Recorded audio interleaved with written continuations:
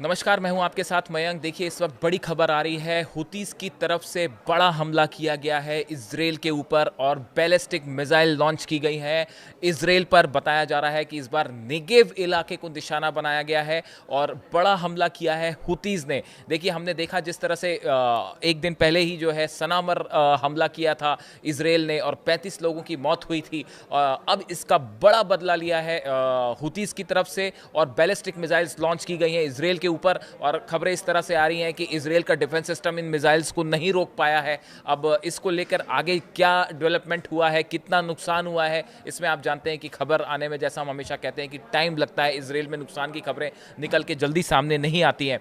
लेकिन फिलहाल जो खबर आई है वो ये कि बैलिस्टिक मिसाइल से हमला किया है। हमने देखा कि पीछे क्लस्टर बॉम्ब्स भी थे मिसाइल्स में, जो कि हुतीस की तरफ से दागी गई थी। खासकर पैलेस्टाइन 2 मिसाइल थी और जुल्फिकार, ये दो वो मिसाइल्स जो लगातार यमन की तरफ से, हुतीस की तरफ से फायर की जाती है इजराइल के ऊपर। और एक बार फिर इसी तरह से एक बैलिस्टिक मिसाइल फायर की गई है। इससे कितना नुकसान होगा ये हम आपको बताएंगे। इसके साथ ही देखिए, अभी जो यमन में हमला हुआ था सना में और अल-जाफ इलाके में, जिसमें 35 लोगों की मौत हुई। इस हमले के दौरान एक गौर करने वाली बात यह थी कि जो याह्या सारी हैं, प्रवक्ता हैं हुतीस के, इनके ऑफिस को भी टारगेट किया गया था और बताया जाता है कि निशाने पर याह्या सारी खुद थे।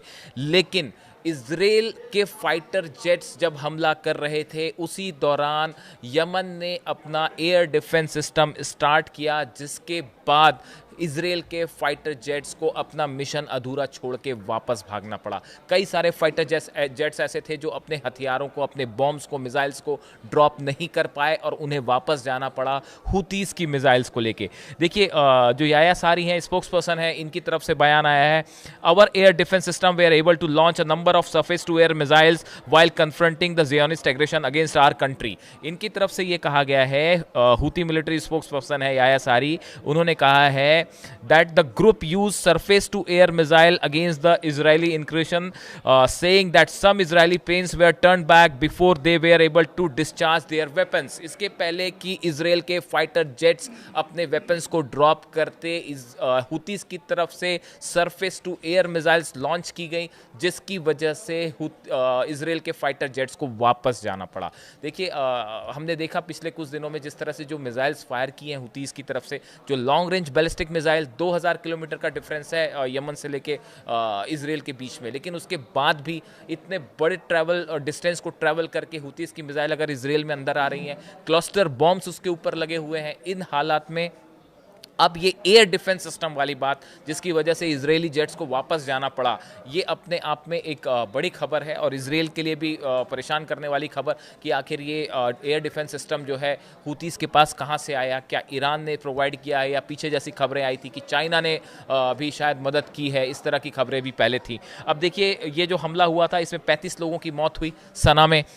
उसके बाद अब ये लेटेस्ट हमला हुआ है, जो कि अब से चंद घंटों पहले है, लेटेस्ट हमला है। कई बार मेरे दर्शक पूछते हैं कि आप जब नए हमले की बात कर रहे हैं, ये कब का हमला है? ये आज हमला हुआ है, थोड़ी देर पहले ये हमला हुआ है, चंद घंटे पहले। और जो कल हमला हुआ था इजराइल की तरफ से, उसका बदला लिया गया है। देखिए, ये बात हुई यमन की। इसके अलावा हमने देखा कि लेबनान में भी, उत्तर पूर्वी लेबनान इलाके में भी हिजबुल्लाह को टारगेट किया इजराइल ने, और ये वो इलाका है जहां पहली बार इजराइल की तरफ से हमले हुए हैं। यानी आप देखिए, पहले कतर पे हमला हुआ, फिर सना में, लेबनान में, गजा में ऑपरेशन जारी है। एक प्रकार से इजराइल जो है वो एक साथ 4-5 देशों में अपना ऑपरेशन कर रहा है, जो बैकफायर भी कर सकता है। कई एक्सपर्ट्स का कहना ऐसा है कि इजराइल के खिलाफ एक साथ अगर हिजबुल्लाह, हुती या फिर ईरान की तरफ से अगर कोई हमले होते हैं, तो इजराइल के लिए इनसे निपटना भारी पड़ सकता है। गजा में, सिटी में काफ़ी सारे इजरायली फोर्सेस जो है एंटर करने के लिए तैयार हैं।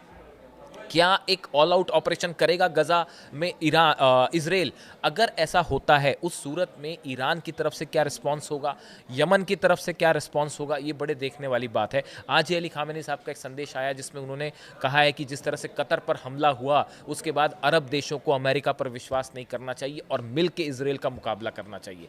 अरब देश काफ़ी सारे जो हैं, सऊदी ने आलोचना की जिस तरह से इजराइल ने हमले किए, कतर बेहद नाराज़ है। कई सारे अरब देश हैं जो अमेरिका को लेकर जो विश्वास था वो भी थोड़ा हिला है कि भाई आपने जानकारी होने के बाद भी क्यों नहीं दी।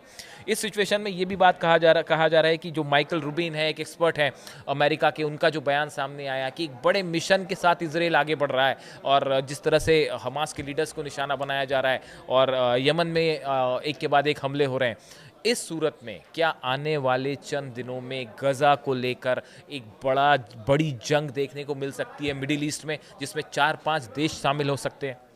ये बड़ा सवाल बार बार उठ रहा है क्योंकि गजा में अगले 2 से 3 दिन में कोई बड़ा फैसला गजा को लेकर हो सकता है और बड़ा ऑपरेशन हो सकता है। देखिए, यमन में हुतीस की तरफ से साफ कर दिया गया है कि इजराइल हमें निशाना बना रहा है क्योंकि हम गजा में फिलिस्तीनियों के साथ खड़े हुए हैं। हमें कोशिश की जा रही है रोकने की फिलिस्तीन के समर्थन के, लेकिन हुतीस की तरफ से बात कही गई है कि जब तक गजा में ऑपरेशन इजराइल का जारी रहेगा तब तक इजराइल पर हमले जारी रहेंगे। ये अनाउंसमेंट हुतीस की तरफ से कर दिया गया है और इन हालात में लेटेस्ट अटैक है जो नेगेव इलाके में है। नेगेव में एक बड़ा एयरबेस भी है, देखना होगा कि एयरबेस को टारगेट किया गया।